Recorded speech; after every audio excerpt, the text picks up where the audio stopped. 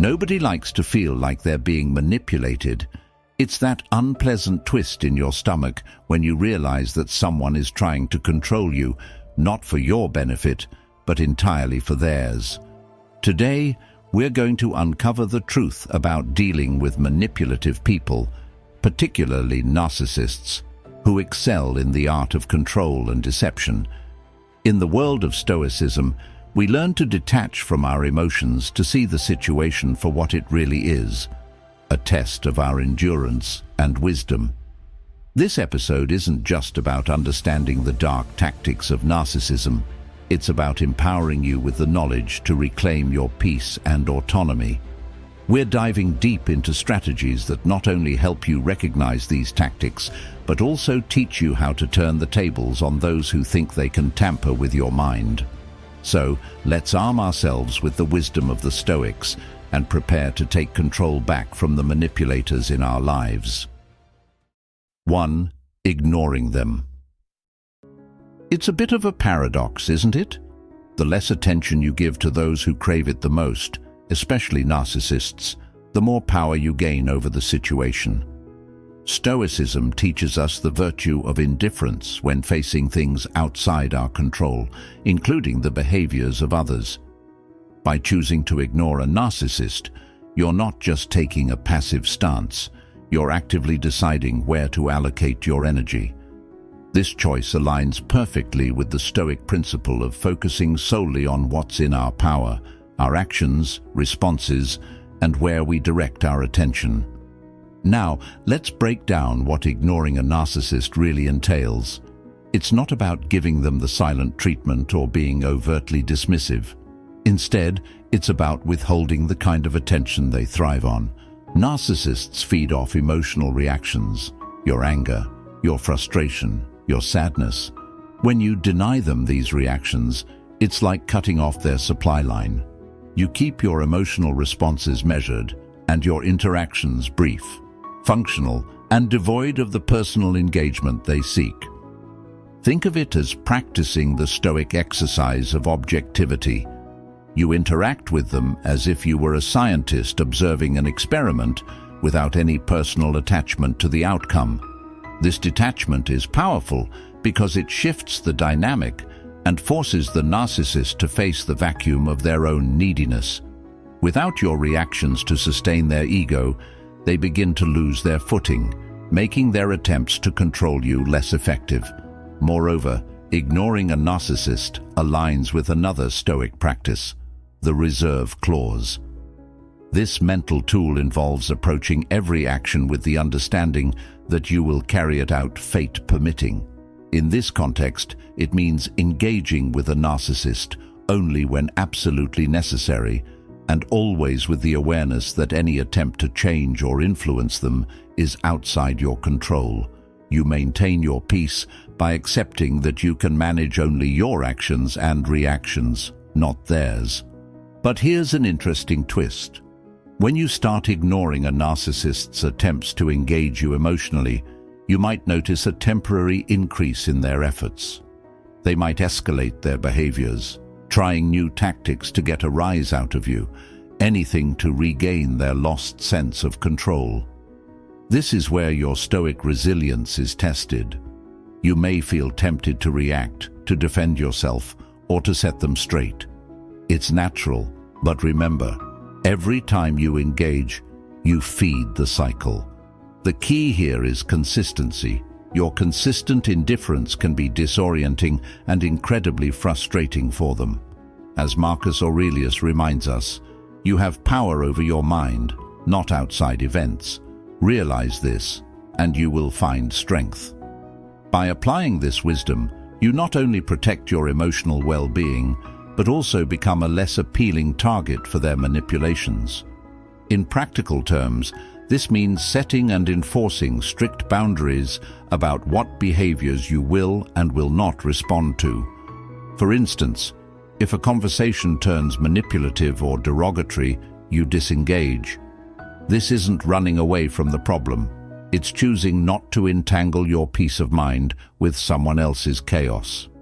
Over time, this approach not only lessens the impact a narcissist can have on you, but also reinforces your own sense of autonomy and respect for your mental space. 2. Setting boundaries. Boundaries might just be the unsung heroes in our lives, particularly when dealing with personalities that thrive on control, like narcissists.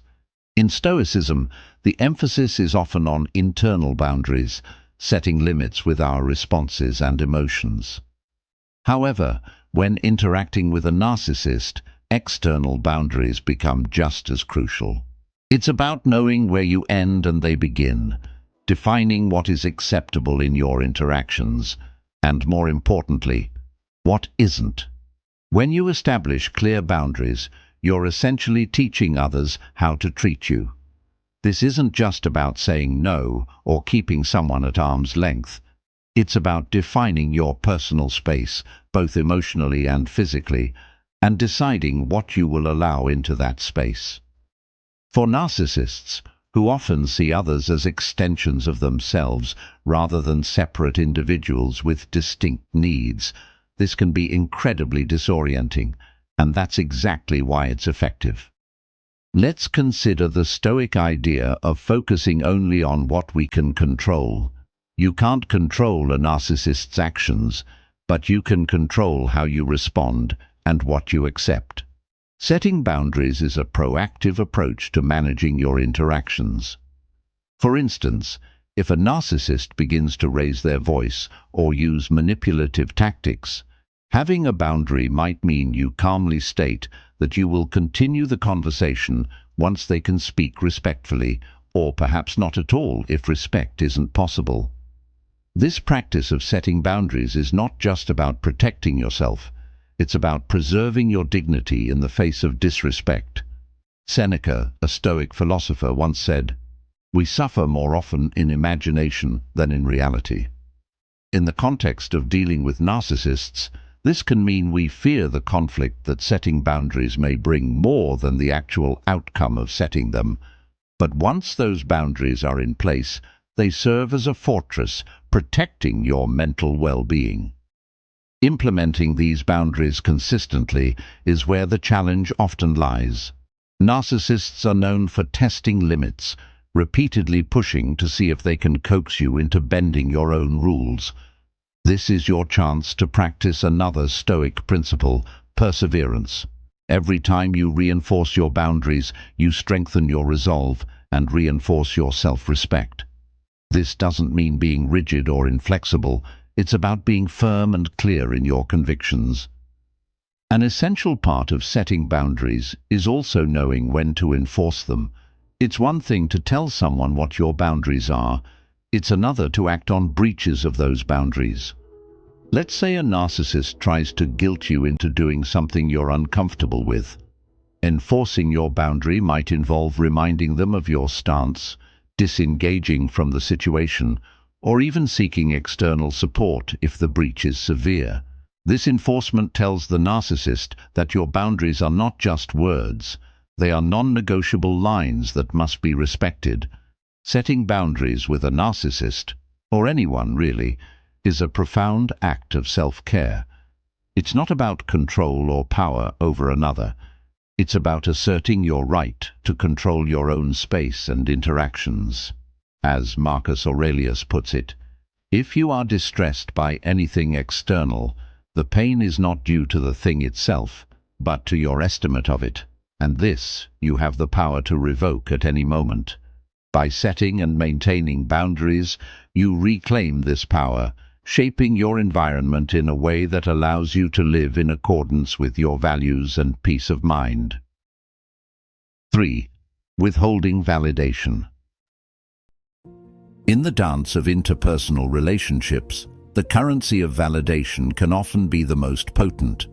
Everyone likes to feel appreciated and valued, but when you're dealing with a narcissist, the dynamics of validation take on a whole new level of complexity. Narcissists don't just enjoy validation, they seem to need it to fuel their sense of self-worth. But here's a little secret from the Stoic toolkit. When you choose to withhold this validation, you're not being cruel. You're practicing a form of emotional economy, spending your energy wisely and protecting your own resources. Think about it this way. If a narcissist's ego is a fire, every compliment you give or acknowledgement you offer is like adding a log to that blaze. What happens if you simply stop contributing to the fire? Without your fuel, it starts to die down. This isn't about punishment or spite. It's about not allowing someone else's needs to dictate your actions, especially when they're manipulative. Stoicism teaches us the value of detachment and emotional independence. By withholding validation, you're not just distancing yourself from their manipulative tactics, you're also fostering your own emotional autonomy. This approach doesn't mean you become cold or unkind. Instead, it involves a conscious decision to engage with authenticity. When a narcissist seeks validation for their achievements or fishing for compliments to boost their ego, you maintain neutrality. You can acknowledge their statements without feeding into their need for excessive praise. For example, if they boast about an achievement, a simple, "I see you worked hard on that" can suffice. It's straightforward, honest, and doesn't add unnecessary fuel to their ego. Applying this in daily interactions requires consistency and a bit of courage. The initial reaction from the narcissist might be one of confusion or even increased attempts to elicit the desired praise from you. Here, the Stoic practice of remaining unmoved by external pressures is crucial. Marcus Aurelius wrote, "You have power over your mind, not outside events. Realize this, and you will find strength." This strength helps you remain steadfast, not swayed by attempts to pull you back into old patterns of constant reassurance. Moreover, withholding validation is about resetting the balance in your relationships. It's a recalibration that allows for healthier interactions, where your approval is not expected to be automatic or unearned.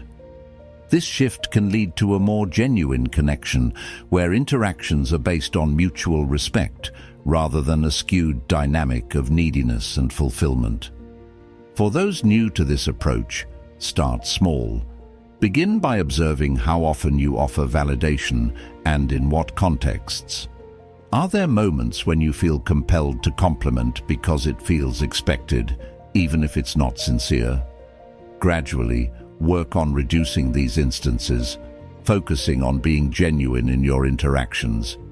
Remember, the goal isn't to deprive someone of kindness, but to stop participating in a dynamic that is unbalanced and unhealthy. In practice, withholding validation teaches you and the narcissist a valuable lesson about the nature of self-worth and respect. It shows them that their value should not be dependent on others' constant approval, and it teaches you that your worth is not tied to how much you bolster someone else's ego. This mutual understanding can lead to deeper, more meaningful relationships founded on respect rather than validation seeking. 4. Maintaining confidence. Confidence isn't just about walking into a room with your head held high. It's a profound expression of knowing your worth and owning it, irrespective of external validations. This inner belief is pivotal when navigating the tricky waters of relationships with narcissists, who often prey on perceived weaknesses. Stoicism offers a treasure trove of wisdom on cultivating such unshakable confidence, emphasizing the importance of being grounded in one's own values and judgments, rather than the fluctuating opinions of others. True confidence stems from a clear understanding of one's virtues and a commitment to living in alignment with them. For a Stoic, this means developing qualities like wisdom, justice, courage, and moderation.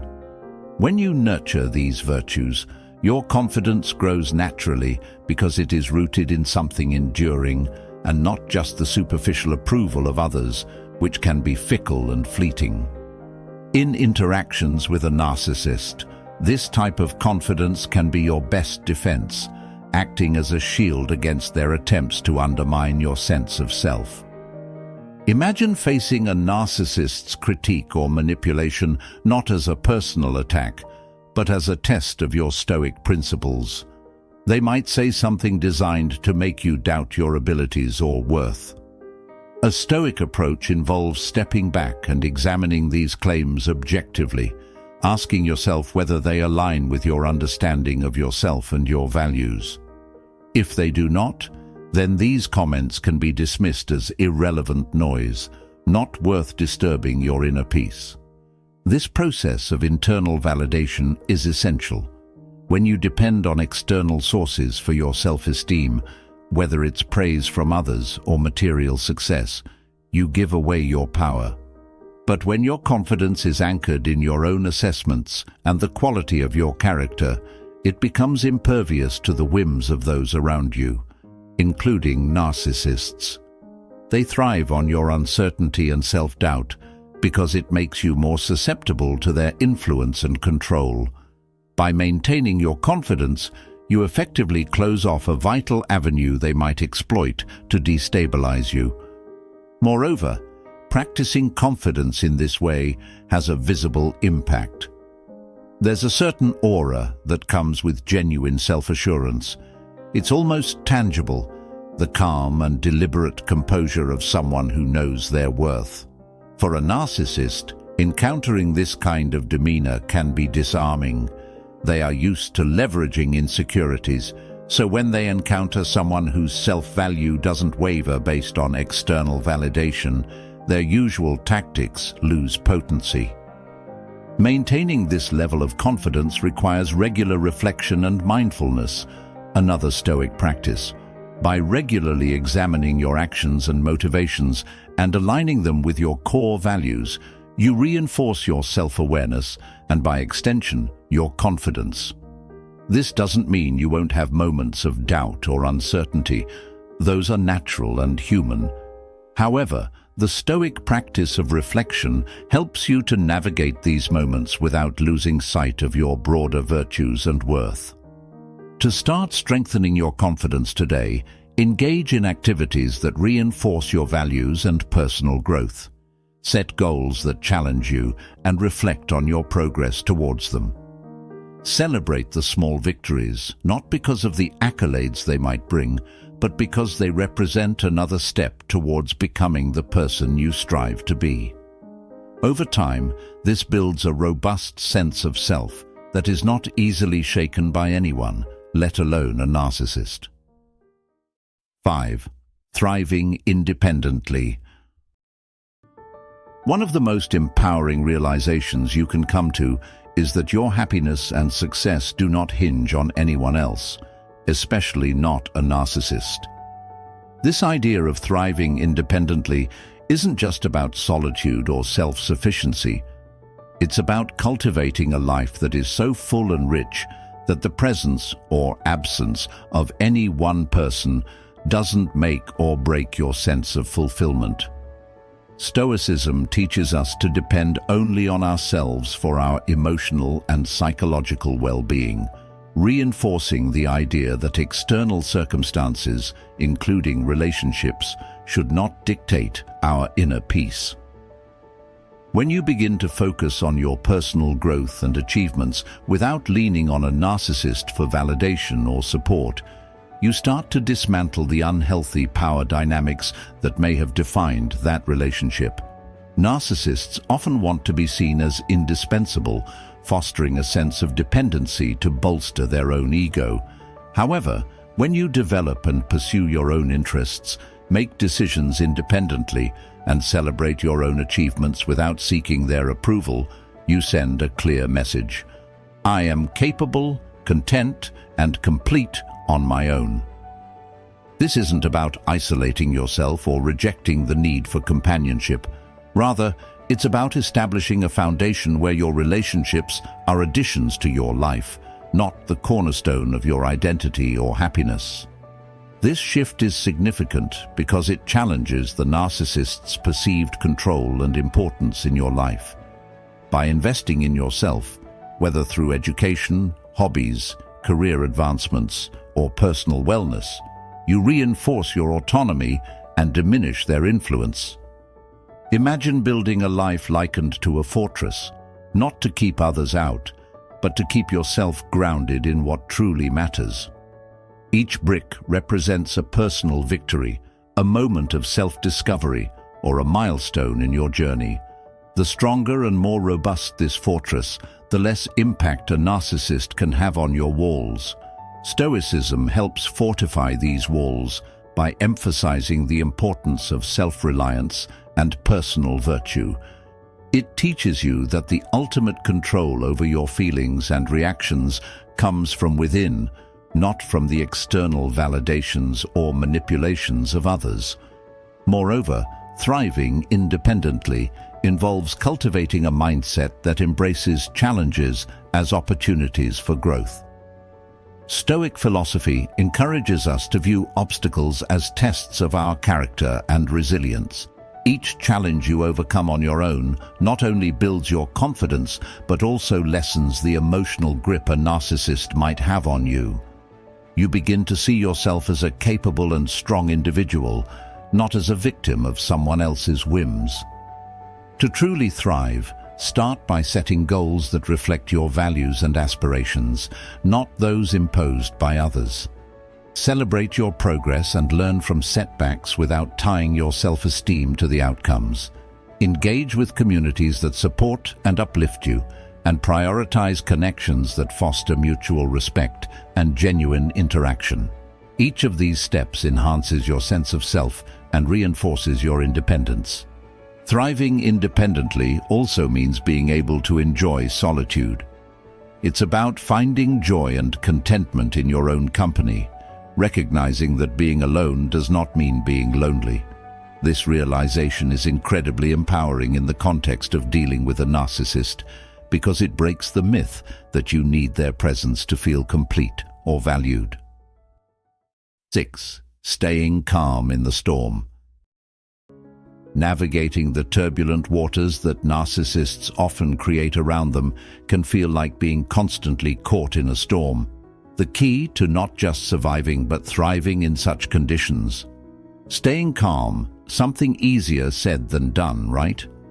But here's where the ancient wisdom of Stoicism can be your anchor. The Stoics teach us the art of equanimity, the ability to remain peaceful and composed, regardless of the chaos swirling around you. By mastering this art, you can turn what seems like a disruptive force into a test of your resilience and growth. Staying calm in the face of a narcissist storm isn't about suppressing your emotions or pretending that the provocations don't affect you. Instead, it's about recognizing these attempts for what they are: strategies designed to unseat your balance and assert control. Stoicism provides a powerful framework here, emphasizing control over one's reactions rather than the situation itself. When you respond with calmness, you retain your power and deny the narcissist the emotional response they seek. Consider the image of a deep-rooted tree standing firm amidst a howling wind. The tree bends and sways, but does not break because its strength lies not in rigidity, but in its groundedness and flexibility. Similarly, when you stay calm, you become like that tree, flexible yet unbreakable, allowing the winds of narcissistic chaos to pass without uprooting your sense of self. This involves observing the situation with detachment, acknowledging your emotions without letting them dictate your actions, and choosing a response that aligns with your values and integrity. This process begins with self-awareness. By understanding your triggers and acknowledging your emotional responses, you can start to see the patterns in how a narcissist tries to engage you. This insight allows you to prepare and decide in advance how you will respond, or if you will respond at all. For example, if you know that a certain type of comment or behavior is designed to provoke anger or anxiety, you can mentally rehearse maintaining your composure and not allowing those words to penetrate your calm exterior. Another Stoic practice that can help here is the principle of amor fati, a love of fate. This doesn't mean you have to enjoy the negativity being directed at you, but rather that you accept it as part of your current experience that can be used for your growth. Viewing challenges as necessary parts of your life's narrative changes the nature of the experience.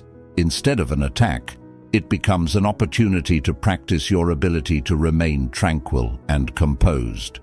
Moreover, staying calm also involves physical composure. Deep breathing, mindfulness, and grounding exercises can help maintain a calm demeanor. These techniques not only keep you physically relaxed, but also reinforce your mental commitment to not getting drawn into the drama. They remind you in real time that you have control over your body and your reactions, a fundamental tenet of Stoic philosophy. Finally, practicing calmness is a continual process of engagement with your inner self. It requires you to regularly reflect on your responses, learn from each interaction, and gradually build up your emotional resilience. Each successful instance of maintaining calm not only diffuses the immediate situation, but also builds your confidence in your ability to handle future storms. Thank you for joining me today on Stoic Journal.